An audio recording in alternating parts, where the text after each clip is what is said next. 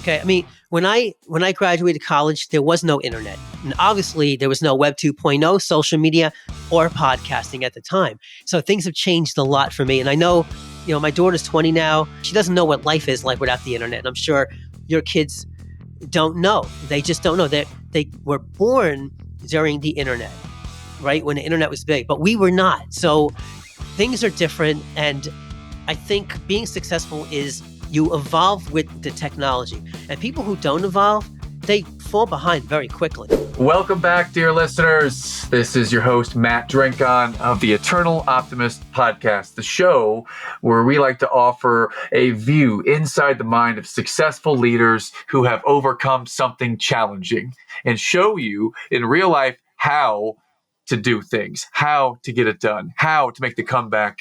And we have an amazing human being with us today, a man by the name of Bruce Chamoff. Bruce is going to talk to us about a number of things today. I'm just going to give you a little bit of his bio. There's so much more that I'm not going to cover, but this is just a little bit of a glimpse into Bruce, and then he can add some color if you'd like.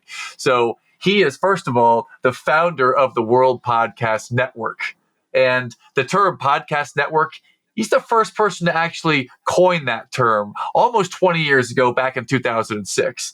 He was introduced to me by one of my favorite guests I've had on the show, Rena Friedman-Watts, the host of the Better Call Daddy podcast. He has done, he has over 1,000 podcast shows on his network. He's also a girl dad. He's also a musician, not afraid to go on stage, and you can check him out on Spotify. Also, he has coached hundreds of podcasters. Okay. He's built over 1,000 websites. He's coached over 5,000 web developers worldwide over the last 22 years. He's currently writing a book. He's in chapter 13, nearing the conclusion. He does it all. And I mean, he's super cool and laid back. There's a ferocity and an intensity about him, but it's masked because he's super cool and laid back.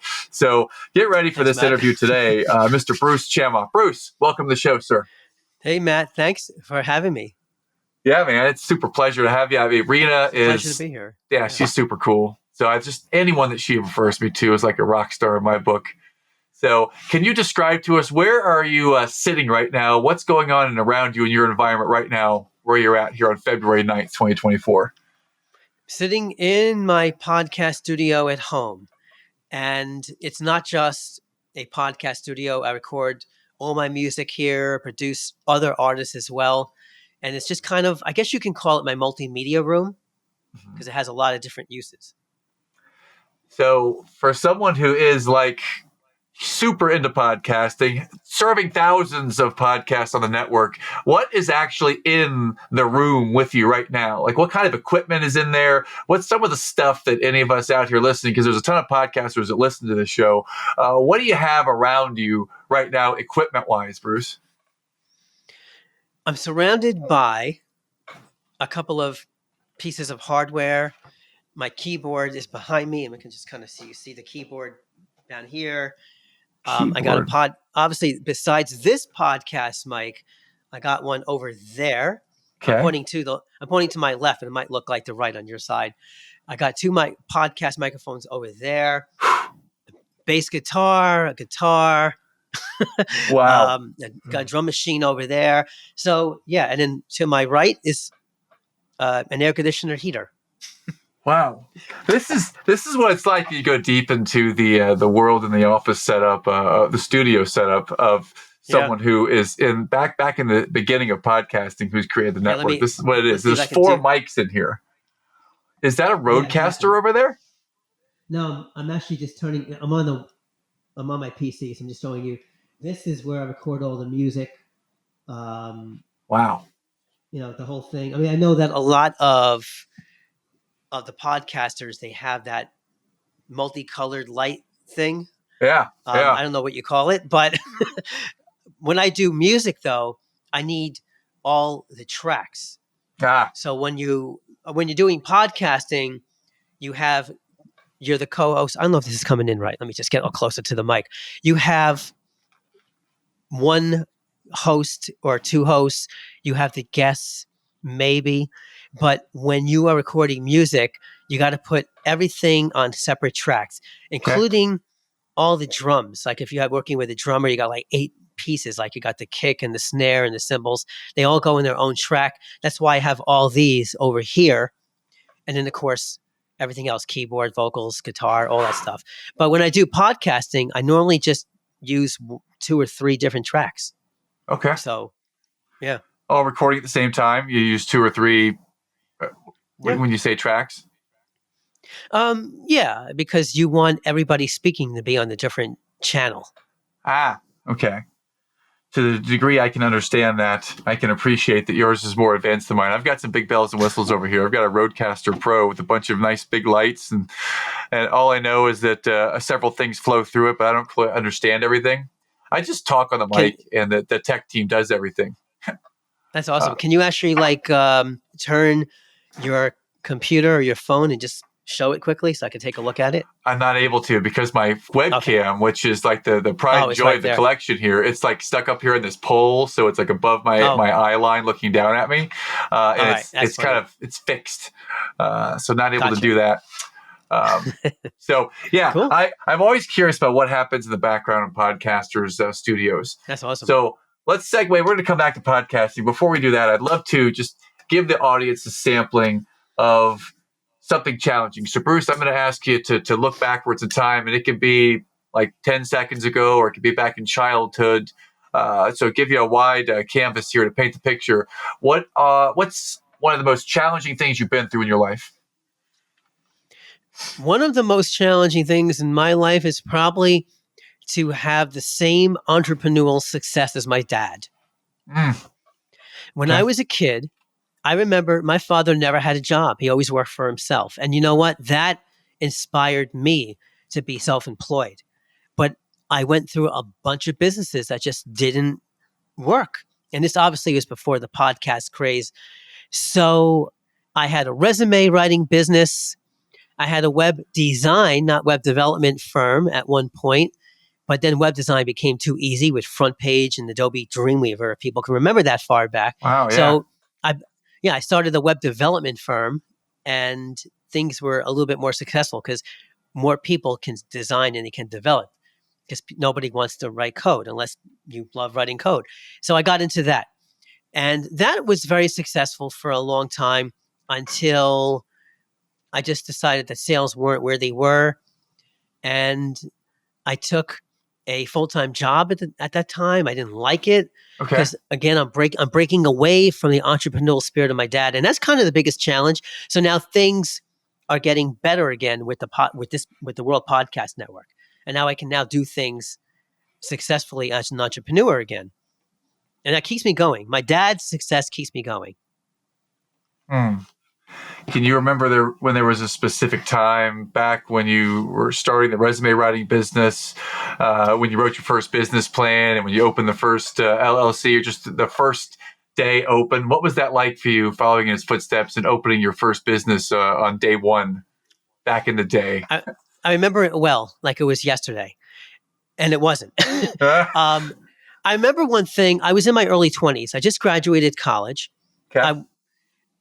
We were in the diner, and I had my business cards, and I put my business cards on the cash register. Yes. They said it was okay. I'm that eager 20-year-old, nice. Right? That guy, I have my own business. I'm excited. I got the business cards. And when you're first starting a business, when you're that young, it's really exciting. Yeah. I got a customer. My first customer was in his 40s. Now I'm in my 50s now, so I'm now older than this guy was then. But I did his resume, paid me the money, and then he came back and said, "I want my money back." I'm like, "Why do you want your money back?" "Because you wrote my resume up like I'm a college graduate." And he was not a college graduate. But I wrote it up because I was a college graduate. I just graduated college a year before that. So yes, naturally, I knew it right away. I wrote his resume like somebody who's my age, but he was 20 years older than me. Okay. What was that conversation like? Oh, exactly what I just said. You wrote it up like I'm a college graduate and I'm looking for a real job. And right then and there, I got discouraged. Ooh. That was it. I mean, yes, I could have targeted a younger audience. I could have reached out to people I went to college with and say, hey, look, I'm writing resumes. Are you in the job market? But that was a blow to my confidence. I got to tell you. Yeah. And that was, yeah. I mean, you learn, it's a lesson learned. That's all it is. And now I'm in my 50s. Okay. I don't look it, everybody says it, but I'm in my 50s. I have a lot of wisdom since that day when I was in my early 20s and I started not the podcast, the resume business. So you'll learn a lot. You'll learn how to deal with people. You learn how to manage expectations. But yes, again, that was still exciting at the time. I still remember my feeling that came over me and how great it was. So yeah. When was the point, if there was a point, when you were going through entrepreneurship, when podcasting came to be something that was on your radar and you got excited about it? When was that point in your life, in that time? Had to be around 2005. Okay. I mean, when I graduated college, there was no internet. And obviously there was no Web 2.0, social media, or podcasting at the time. So things have changed a lot for me. And I know, my daughter's 20 now. She doesn't know anything she doesn't know what life is like without the internet. And I'm sure your kids don't know. They just don't know. They were born during the internet, right? When the internet was big, but we were not. So things are different. And I think being successful is you evolve with the technology. And people who don't evolve, they fall behind very quickly. I mean, like, how many people do you know still have flip phones?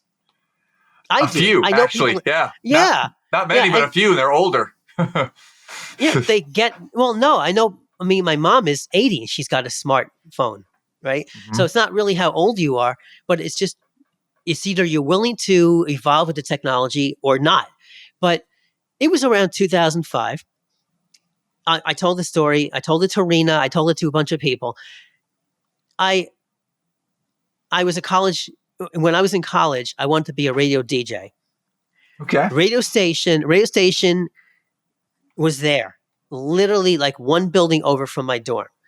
I applied. They say, great, but we don't have any openings right now. All the time slots are filled. I said, okay, fine. I won't be a radio DJ. I graduated college in 1988, by the way. Now fast forward to 2005. I hear about podcasting. I'm in the bookstore, Barnes & Noble, and I see Introduction to Podcasting from Todd Cochran. That's the Blueberry Network founder. Okay. And it was a silver glossy cover. It had green lettering. How often do you see a book like that? Green lettering on top of silvery, glossy art. Sounds like it stands out. Okay. It did. And I always gravitated towards the technology section in Barnes & Noble. I love that section, but I love other sections too. So I'm like, podcasting, what is that? I'm like, and I had the iPod. I'm holding the iPod, the Apple iPod, right? Yep. That's right in my hand as I saw the book. I was jogging. And I'm like, wow. I opened it up. I see him within the first chapter. I'm thinking to myself, this is my chance to now become a radio DJ all over again. Okay. Got it. The light bulb went off in my head. Okay. So I read maybe 3 pages of it in the bookstore and I was sold. I bought it. Awesome. And then I finished reading the book on podcasting within 1 week. And keep in mind that within the second chapter, I was thinking, yes, I cannot wait till I finish the book. I'm going to start this thing. I'm going to have my own podcast in the week. This book is going to be done. It's going to be read. I read it. And I also met Todd Cochran in person at one of the pod camps. But what happened was, because I'm a web developer, and here's what I say to everybody, Matt. This is my spiel. I said this to Rena. I said this to some other people. I am 2 things that most people are only one. I'm a marketing visionary and I'm a web developer. Okay. Most people are either web developers and they get hired by marketing people, or they're marketing people who hire web developers. I do both. So when I get an idea in my head, I sit down and code it. Yes. Okay. I don't talk to web developers. I don't talk to people who test. I do all my testing. Sometimes I ask other people to do it, but I did hire a few web developers. I didn't like the quality of the code. And then I had to go back and say, this is not working and that's not working. You know what? I just decided to do it myself. Get it right the first time. Stop wasting time. Okay. So with that said, I had my podcast and I'm thinking to myself, you know what? It was on music, by the way. Like, I'm a musician. So I wanted to promote other unsigned artists. I had a podcast called Fresh Music Series. Nice. That was in 2000. That was in 2005. And then early 2006, it was February. So we're in February right now. So it was 18 years ago exactly to this day. I thought to myself, why should I limit my podcast to just music? Maybe I want sports and technology and business and finance and health. So I decided to build a website. It wasn't called a podcast network yet. A website of multiple podcasts. I went on Craigslist. I lived on Long Island. A lot of people don't know about Long Island. That's right by New York City. That's where Jerry Seinfeld, Pat Benatar, Eddie Money, Twisted Sister, they all came from there. I decided to build a Long Island podcast network.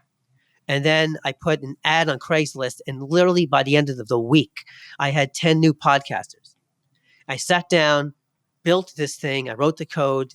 The website was up in about 2 weeks, and I was off and running. And I called it a podcast network. Why? Because a TV network, radio network. There was no such thing as a podcast network back then. And that's the story. Nice. So that's the story. Now, after 20 podcasts in 2006, we now have over 1,000 in 2024. And is it still the Fresh Music Series podcast? No, I abandoned that a long time ago. As a matter of fact, Spotify has announced that they are no longer allowing music podcasts now. Oh. So it wouldn't matter anyway, even if it was. No, my podcast now has become a successful podcaster. Like, I help other podcasters. Got it. Everything. Okay. Monetization, marketing, growth, branding, whatever. Yes. So it's really interesting to me to look at the timeline just in the last 10 minutes of our conversation, where if you're really listening out there and you're putting pieces together, you can see how the journey of the entrepreneur, it's never linear, never a straight line. It ebbs and flows. And you got inspired when you were running and you saw something in the bookstore and you went in, and now that led to the World Podcast Network, with over 1,000 podcasts on it.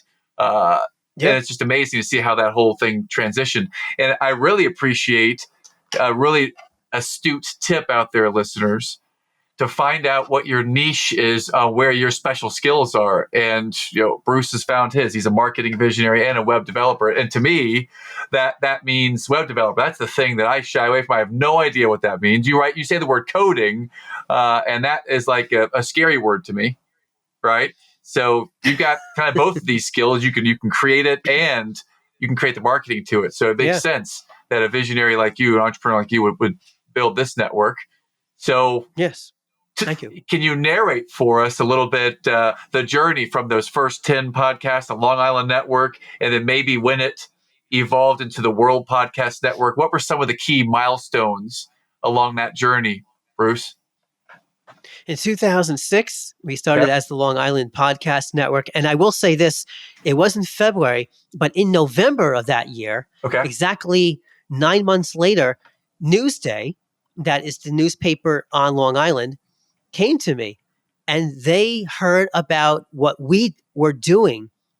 And they wrote up a 1.5-page article on the Long Island Podcast Network, which was exciting because we just exploded from there. Life went on. In 2017, I changed it to the New York City Podcast Network. We were in New York City for a long time. And then 6 years later, last year, I decided let's do World Podcast Network. And that's the whole narration. Wow.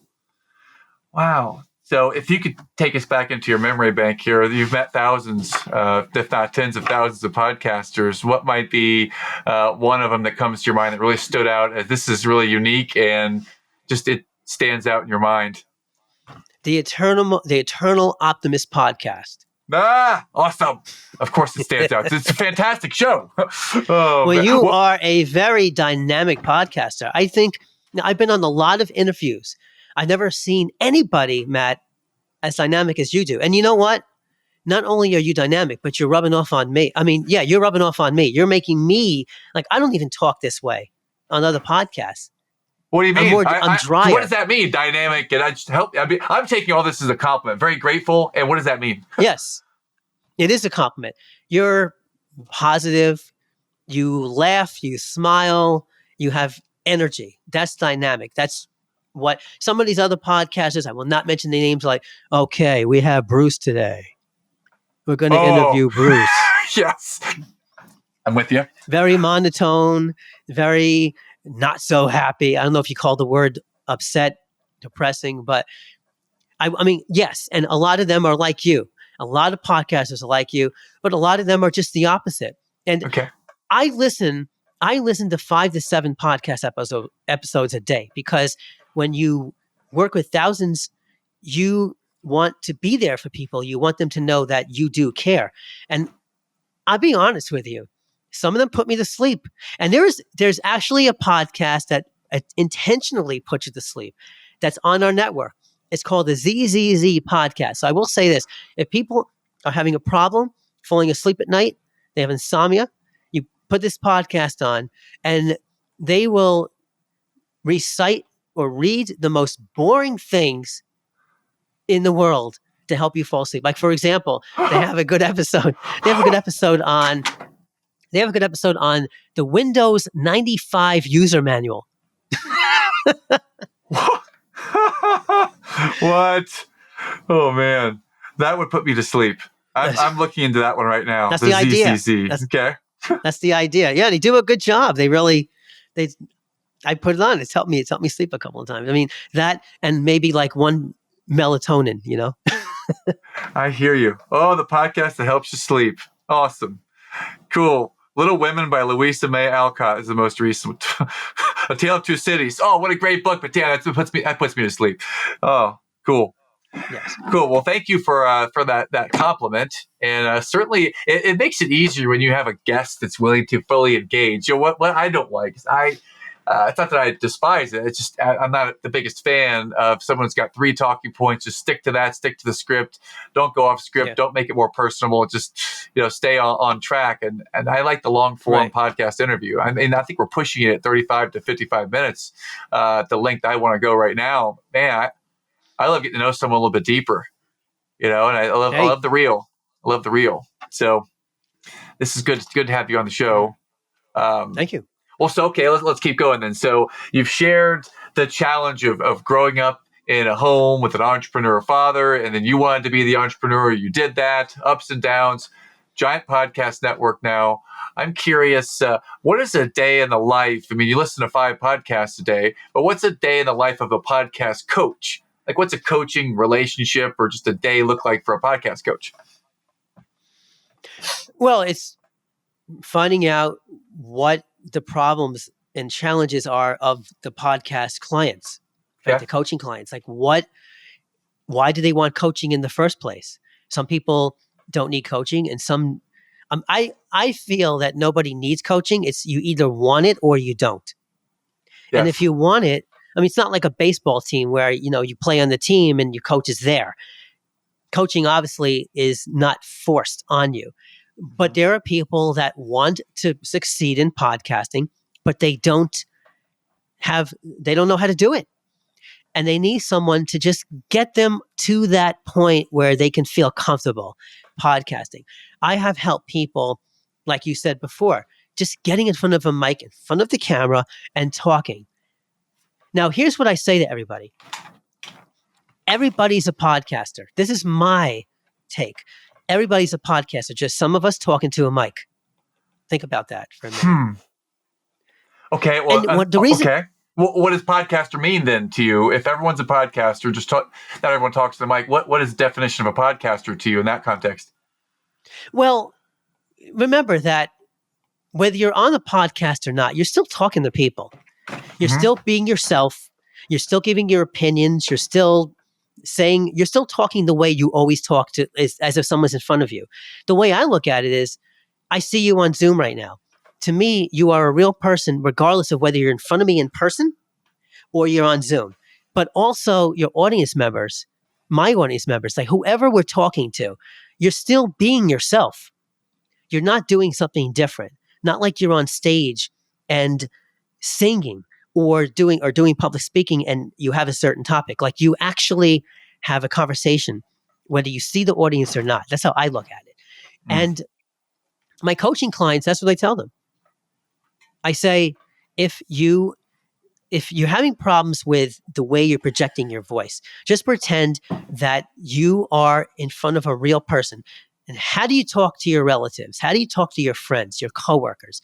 Because when you think about it or not, you are yourself. You're going to talk the same way to everybody. You might slightly be different in front of your coworkers. You might be different in front of your relatives. You might be different in front of your friends. But you know what? You're still that one person that's in front of all those three types of people. And you're going to give your opinion the same way.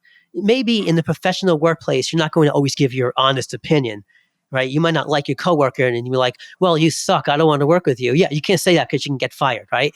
But Yes. but you're still going to come in if you both like football and we got the Super Bowl this weekend, you're going to come in Monday morning and talk about the Super Bowl. Right? You're not gonna be professional. You're like, okay, that quarterback stunk. That wide receiver, he could have caught that. He gave up the interception. You're going to talk like that. So it doesn't really matter. When you're podcasting, pretend that you're talking to a real person because technically you are.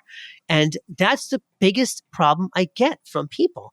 I don't know how to talk. I don't know what to say. I don't know what to come up with. So I tell people, what exactly do you want to say to people? Yeah. You are I mean, don't think about what to say. Just talk. Think about one thing. Don't overthink it. That's another problem. They overthink it. Big I don't problem. know how to name my episode. And if I don't know how to name my episode, I don't know what to say. You know what? What do you want to say to somebody? Okay, obviously your podcast has a particular theme. And that theme could be anything. It has a certain category, has a certain genre. All right, what do you like about your theme? If you're a sports podcaster, are you going to talk about baseball, football, hockey, lacrosse? Okay, focus on something and come up with a topic for the episode. Don't worry about the title. That also scares people away. I don't know what to title my episode. You know what? You'll get the title later. Yes. Just think of one thing you want to talk about and just talk about it. That is where I coach people. And I coach people to come up with those ideas. And because the other thing is, how do I edit? And how do I distribute it? And how do I market? I can help all that. You say that, how do I edit and how do I distribute? I got to say that may have been my crutch or my excuse. That turns people for off. a few years because I didn't know what to do. I'm going to figure that. I'm going to learn that. I'm going to take time and learn that. And no, I didn't for a few years. So my podcast could have, should have, would have been in 2018, ended up being 2022 because of that. I did just too much overwhelm, not outsourced to a pro like you. Right. So this is what I would say to anyone out there listening, because I know there are people listening to the show who want to start a podcast who've said to me that I'm going to be starting it soon, which means that I don't know what to talk about. Right. There's a couple of things that would keep me on the bench. And Bruce is someone who actually has a network and he coaches people on this. And I don't advocate for every guest's pitch or every guest's thing. This one I do because he's referred from someone I trust. And if you're on the bench and you have something you want to say, you don't have to know exactly what it is. Just start to formulate an idea. Let's get the mic on and start doing it. Bruce, take us back to when you did your first show. Like how good or how bad was your first season of shows 20 years ago? I got to think about this. Yeah, I got to think back. Now, that was 2005. Yes. It was a Fresh Music series. I went on, as I said before, to the Long Island. I went on to Craigslist to the Long Island section. And I said, hey, if you're an unsigned musician, we're going to play you on our podcast. That is it. Here's the link. And I got links from I got answers from a lot of people. And it was just awesome because I'm a musician. There are some that I'm still friends with today. I mean, I live in New Jersey now, Wow. but there are some bands from Long Island that I was friends with for a long time. I'm a musician. I play 4 instruments. I've had one band called the Mondays, and they do actually very well. They had me come up and play saxophone on some of their songs. So I did that. I get invited to a lot of different gigs to play. So I've done that before as well. And I've been very, very happy like that. It's great. I think we just uncovered another idiot savant here, because you said you have a bass guitar and drum machine over there. You didn't mention a saxophone. So are you one of these people who can just pick up any instrument and play it because you understand music and reading notes and things? Is that? I guess so. Here's my music timeline. Piano at 6. Okay, piano at 6. Saxophone at 9. Did your dad force you to play, or your mom force you to play the piano, or did you have a love of it? It's just the opposite. Okay. My mother asked me if I wanted to play piano, but my father, I inspired my father to become a drummer. Oh, nice. How many people inspire their parents to do something? They don't. Usually your parents inspire you when you're younger, but my father saw me playing piano and saxophone, and he told me, I want to learn to play drums. I see all the fun you're having. He bought himself a drum set, and he started taking lessons. And I thought that was excellent. We have a lot of cassette tapes, because I'm that old. We had a lot of cassette tapes of the two of us playing together. Nice. And that was awesome. I don't have those cassette tapes anymore because you can't find a cassette player anymore. True. But shows my age. But no, he never forced me. Nobody ever forced me. Okay. This is really funny because when I was 11, I wrote my first song. It was a stupid song. It was a song that you would expect an 11-year-old to write. But I won't say that about every 11-year-old, because there was a girl that was... No, you got to tell us, what was the name of the song, man? What was the song, the 11-year-old song? It was called Come On You Mommy. And I'll say this. I was a very big Elton John fan. I was inspired by Elton John to write. Some people are inspired by Billy Joel, but I was inspired by Elton John. Yeah. And what happened was, I'm sitting at the piano, waiting for my mother to drive me to a friend's house, and she was taking her own sweet time. The piano is right there by the front door in the living room. I'm sitting on the piano, getting impatient, and I used to call her you mommy. I don't obviously call her that anymore, but I banged on the piano, and they said, come on, you mommy, come on, you mommy. And I'm like, this is a really cool melody for a song. Wow. But it sounded stupid. I won't lie to you, but I wrote it all the way. I wrote the lyrics. I won't play it ever again because I've written 150 songs since then that are obviously more mature lyrics and music wise, but it was a cool thing. And then when I was in 6th grade, there was a gong show, and I won with that song. So the guy who ran it, the teacher, told me, I want you to play this for the entire school. What? Oh, whoa. Okay. How old are you? This is not 11 years old. How old is this? No, I was 11. No, I was 11. Still 11. Oh. It was that same year. And I'll be honest with you, Matt, I hated the song. I knew at 11 how dumb it was, but the fact that he actually liked it and wanted me and promoted me was the inspiration I needed to be a songwriter. Wow. So that's what I did. So did you play it for the school at 11? I did. It wasn't actually like an assembly thing. It was just me going, and that would have been nice. It was just me going into the piano that he actually had in the cafeteria, and he just brought in different grades. And I do remember thinking, well, if I'm going to do it this way, why can't it just be an assembly? Yeah. But that's not what happened. And it gave me the confidence I needed. And at one point, I remember that I hated the song so much that I even told him, no, I'm not going to play it. I am that stubborn 11-year-old that I'm like this, like, no, like play it no. And he got so upset with me.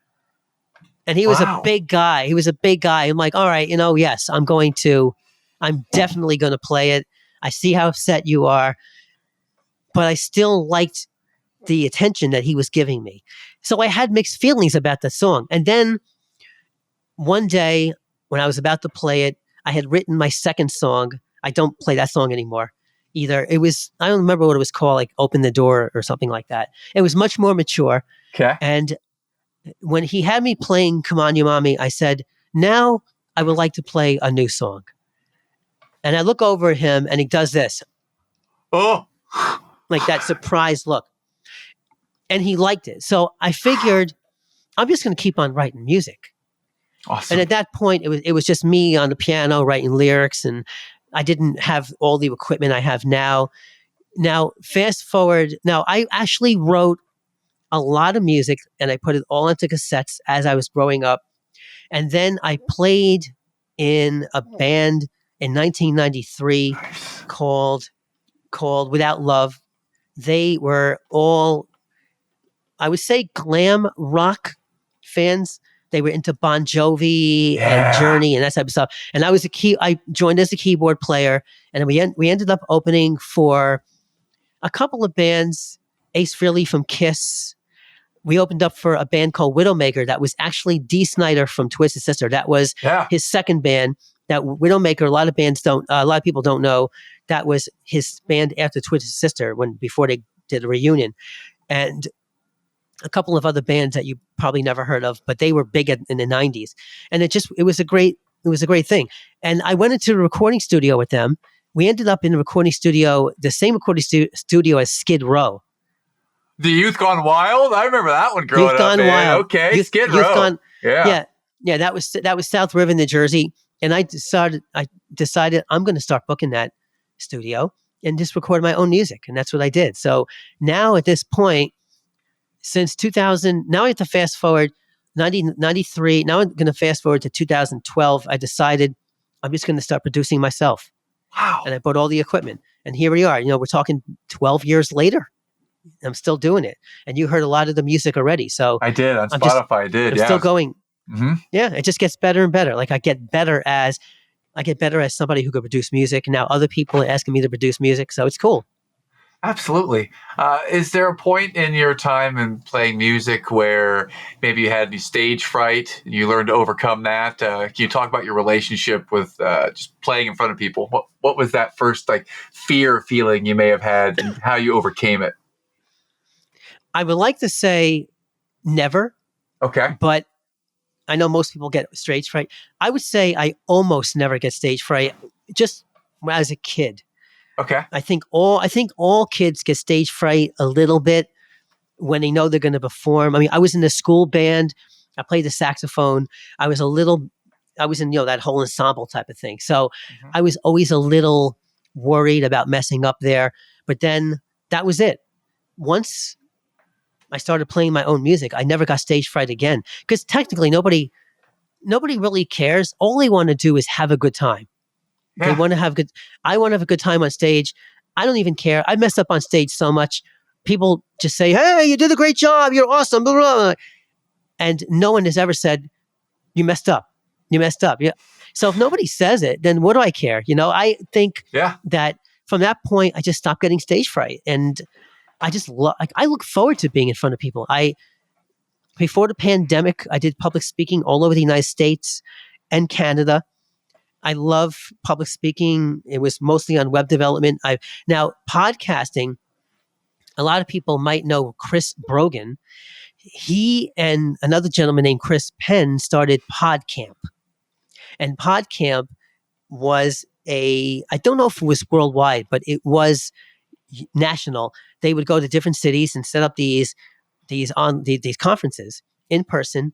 Okay. And you would, speakers and all that. So I did some public speaking in New York and Boston, which was kind of cool. So I done a lot of that too. I done public speaking at business networking events on podcasting. So I'm there, anytime people want to know anything, I teach anybody anything. I'm curious about your public speaking, because we were talking about that before we got on the air, about how you love it. There's no anxiety when you do it. So for those who haven't experienced that yet, and anxiety-free public speaking on stage. I would ask, what might be your story that you can share that helped you to prove to yourself this can be really fun, this can be amazing? Like, what's your good public speaking story that just makes you smile and fills you up? It was probably in New York City in 2016 when I spoke, believe it or not, at the United Nations. And What? that was Wow. Yeah. That I got sounds that. way up there. Wow, I wasn't expecting that. Cool. I got that video. It's on YouTube. I can give you a clip. Please. But what happened, it was now the event itself was WordCamp. It's WordPress. It was a WordPress conference. As I said, I'm a web developer, and I was teaching people how to create a WordPress plugin. Most people just use it, but I can build them. And I couldn't believe that the event was going to be at the United Nations. Yeah. So,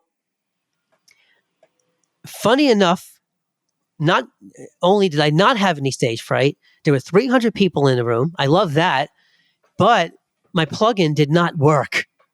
Oh my gosh! Did not work. It worked when I practiced my presentation. I always tell people, if you have to do public speaking, the best way to get over stage fright is to be well rehearsed. And when I say well rehearsed, I mean 10, 20 times. You got a PowerPoint presentation, look at that PowerPoint presentation, go through it 10, 20 times. If the organizer tells you you only have half hour, then you know what? You need to rehearse your presentation, looking at the slideshow, the presentation, and keep it down to 30. Trim what you don't need, trim what you don't think is going to go over, and make it work. Because when you practice and you rehearse over and over again, it's like anything else. You're not going to mess up. It's going to be second nature. I practiced this plugin. I built it from scratch. I actually coded in front of everybody. And when I rehearsed it, it always worked. Yes. And then I do the public speaking thing, it doesn't work. And I'm like, I swear to you, at that point I had stage fright. Yeah. Oh my God. Of course. I messed up. I'm like, oh my gosh. I'm thinking in the back of my head, is this what do I do said, now? or this is just your thinking? In the back of your head? No. I'm BSing the whole room of 300 people at the United Nations. Oh my God, that didn't work. What's happening? I got 300 people in the United Nations, and this thing did not work. And it's actually on the video. It's funny. And I'm thinking to myself, what do I say? What do I do? I've never happened before. So I said, okay, I'm really sorry. It's not work. I just apologized. It's all I could do. And I said, you know what? I'm going to post this video elsewhere. I'll give you a link. Here's the link. And I recovered. And I kept on going. But it was just funny. And a couple of years later, I ended up working with a guy who we talked about going to WordCamp, and he said, I told him that I spoke at the United Nations, and he said I was there, and I was in the plugin talk, and I didn't know that you were the speaker. And he said to me, oh, I remember that it didn't work. So people do remember. And I'm like, wow. So, it happens. And a good public speaker is really someone that just knows how to recover. That's right. It's never going to be perfect, no matter how well. My point is this. My lesson is this. No matter how well rehearsed you are, something can always go wrong. And all you need to do to prepare mentally is to be prepared to deal with it, right? You don't need to freak out. You don't need to do anything like that. You don't need to be stage fright. You don't need to have stage fright. Just figure out a game plan to recover and get back on topic. And that's what I do. That's why I never worry about it. I love this. This is the best answer in the history of the universe. Team, pay close attention. Be prepared. Be prepared to deal with it is one. I don't know if you see me. I don't know who's freezing right now, you or me. Whenever the challenge happens, just be ready to deal with it. That's some of the best advice. Be prepared. Practice in advance. Yeah. It's such a great message. It's so simple. I'm not saying it's easy. It's so simple. Here's what I tell people. Rehearse it until you're bored of yourself. Because when you get bored, you get bored of the content and you get bored of your own voice. Because when you do, and I know that's not comforting advice, but and this is what I found. once I get bored of myself in a presentation, because no one else is going to get bored, they haven't heard it yet. Mm-hmm. That's when you know you're prepared. That's when you know that you have it memorized. Because boredom always comes from the fact that you don't want to hear this anymore. Mm-hmm. You heard it enough.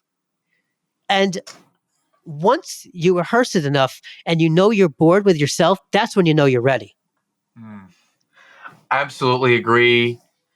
Rehearse it until you're bored with yourself, and or just rehearse it. If you want the butterflies to go away, be prepared. Have a game plan to pivot, and that should go for anything in life. Be prepared to pivot, and whenever it's a pivot, my philosophy is it's a gift. Learn from it. It's a seed of a kernel that's there. It's ready to pop open and make something amazing. This challenge. Absolutely. Yeah, the first time I ever forgot what I was going to say on stage, or the first time that I ever had the electricity go out or the internet went out and I had an online-based presentation, all those things are great opportunities to practice pivoting on stage in front of people. Absolutely. Well, I'd love to ask, where can we find out more about you and about the World Podcast Network? How do we find out more, Bruce? Go to worldpodcast.network. Worldpodcast.network. And for those people, you're going to it now. Oh, yeah. For those people who have a podcast, because you said you have podcasters, they can sign up for free. And we help them get the audience members. And we do a lot more. We have a guest exchange. You can actually register to be a guest, and the podcasters will look for you. But social media, which I have not been promoting myself very well on social media. I should. I do have a social media manager because I just get very busy doing all that. But LinkedIn, I'm very active on LinkedIn. Look up Bruce Chamoff on LinkedIn. Okay. And I'm on Facebook, but that's just my personal profile, which I don't think anybody cares about. But the World Podcast Network does have its own Facebook page. We just need an update. And my Twitter account last year, I had something like 40,000 followers, but it got destroyed. I won't get into that story. It got deleted accidentally. And now I had to rebuild it, and now I'm up to like 200 followers. I'm up to 200 followers from 40,000. Oh my gosh. Crazy. If anybody wants to hear my music, they can just look up Bruce Chamoff on Spotify. And finally, because I won't even get into Instagram, but I'm on Apple Podcasts. My podcast is called Become a Successful Podcaster. And you can listen to the episodes, which are mostly about succeeding with your show, monetizing, growing your audience. I mean, my podcast is well monetized. So I do make money. And that's actually, people come to me and asking me, how do you do it? How do I do it? Right? Yeah. Like, how do I do what you're doing? Who is going to come to you? Like, who would be the ideal avatar that would be interested, or that would want your services, or that you could serve? Who might that person be, Bruce? I mean, simply, it's really just anybody who wants to have their own podcast, or anybody who wants to grow their own anybody who wants to improve their own podcast. Okay. I don't think that I worry about demographics, because I do tell people that when you have a podcast in a specific niche, you do want to consider demographics. But I figure with a podcast like mine, I can have a 15-year-old kid or an 80-year-old senior citizen. If they have a podcast and they want to get into it, that is my audience. I don't worry. I mean, and people always ask me, what are demographics? Well, demographics are basically age, gender, marital status, all education, that type of thing. There's also, I would say that anybody who just wants to be better at public speaking, I do a lot of that too in my podcast. Okay. So really, that's it. That's my audience. Anyone who wants to improve their podcast, improve their public speaking, any kind or of just demographic, get into podcasting, or just get into it. And you can find them all over. You look at World Podcast Network; it's all over the internet here. So I'm seeing it all over the place, and certainly connect with Bruce online at the places he's mentioned.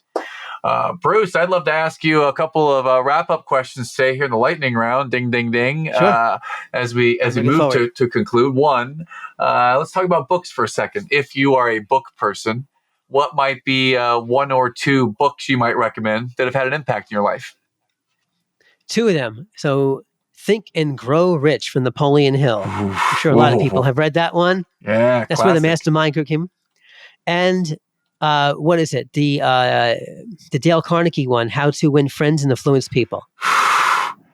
Man, you're taking me back, brother. That How to Win Friends, Influence People. It's the first book my dad gave me in high school when he was selling Amway back in the day. Amway, I remember them too. Oh yeah, yeah. We had a lot of toothpaste. Okay, so let's go to music then. Other than Bruce Chamoff, who you can find on Spotify, what might be a song or a genre, or an artist that fills your bucket and inspires you, Bruce? I love heavy metal. Yes. Last August, we saw Metallica. Last December, we saw the very last Kiss show, December 2nd. That was at Madison Square Garden. Before Kiss became avatars. And this April, I'm seeing Judas Priest. Woo, man. Those are some rock and roll. I remember from the late 80s, middle of the late 80s, they were crushing it. Yep. Metallica, man. Enter Sandman, still on my motivational music in the morning. So when I saw Metallica, that's what they closed with. They closed with Enter Sandman. That's the song, man. That's how many times. Okay. Down to the last question, Bruce, and I'll give you the last word here. Eternal Optimist Podcast. That's the name of our show. When you hear the words Eternal Optimist, what might that mean to you, sir? Somebody that always has a positive attitude and never gives up.